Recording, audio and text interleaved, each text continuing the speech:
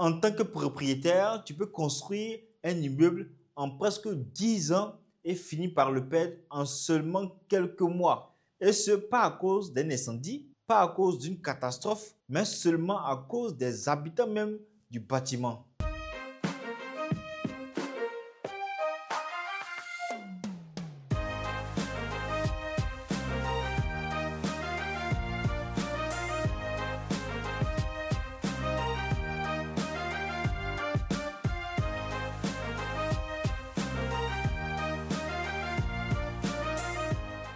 Bonjour à vous, bienvenue sur cette chaîne Investir dans l'immobilier. Je suis Raoul Yeo. Ici, je partage avec vous des conseils dans le domaine de l'immobilier afin de vous permettre de faire des investissements sécurisés et d'éviter les arnaques.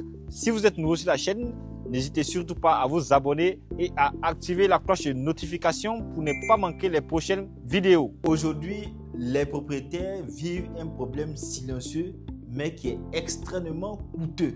Il s'agit bel et bien de la dégradation rapide des logements locatifs. Et le comble, c'est qu'il y a certains propriétaires ou des gestionnaires d'appartements ou d'immeubles qui ne découvrent les problèmes qu'après le départ du locataire.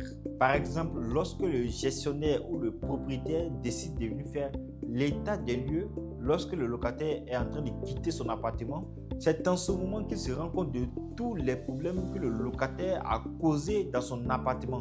Les problèmes parmi lesquels je peux citer la porte cassée, la vitre de certaines fenêtres brisées, la cuisine encore recouverte de graisse et certains WC qui sont cassés et plus encore certains murs de l'appartement qui sont recouverts de moisissures à cause de l'humidité et parfois même la création de certaines séparations à l'intérieur de l'appartement sans même l'accord du propriétaire. Parce que pour ceux qui ne savent pas, vous ne pouvez pas faire des séparations à l'intérieur d'un appartement que vous louez sans l'autorisation du propriétaire. La conséquence de ces actes, c'est que le bâtiment va vieillir et va se dégrader beaucoup plus que prévu. Et là, l'appartement ou la villa devient un réel chantier. Le problème, c'est qu'il y a certains propriétaires qui pensent qu'à partir du moment où ils ont confié leur bien en location à une personne, cette personne va naturellement prendre soin de ce bien. Mais malheureusement, ce n'est pas le cas. Je dis qu'il y a certaines personnes qui ont un esprit dangereux parce que leur manière de penser est assez spéciale. Lorsqu'ils louent votre bien, que ce soit un appartement ou une villa, ils se disent tout simplement que ce bien ne m'appartient pas. Donc, toutes les dégradations qui vont survenir lors de leur occupation de l'appartement, ils ne vont pas vite signaler ça au propriétaire afin que ce dernier puisse vite les corriger et d'éviter que ces problèmes ne puissent prendre de l'ampleur.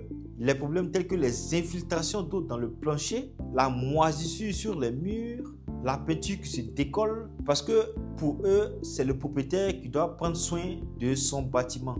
Ça ne les concerne pas. La conséquence de ces actes, c'est que le bâtiment va vieillir et va se dégrader beaucoup plus que prévu. On vous dit par exemple qu'un appartement est prévu par exemple pour 2 ou 3 personnes au maximum.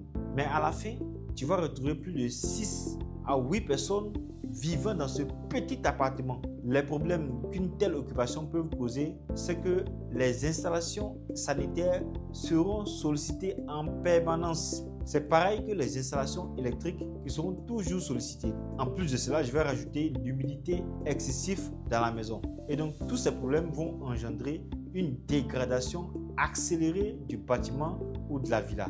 Le problème, c'est que ce n'est pas tous les propriétaires qui font les états des lieux avec les locataires lors de la remise des clés de l'appartement.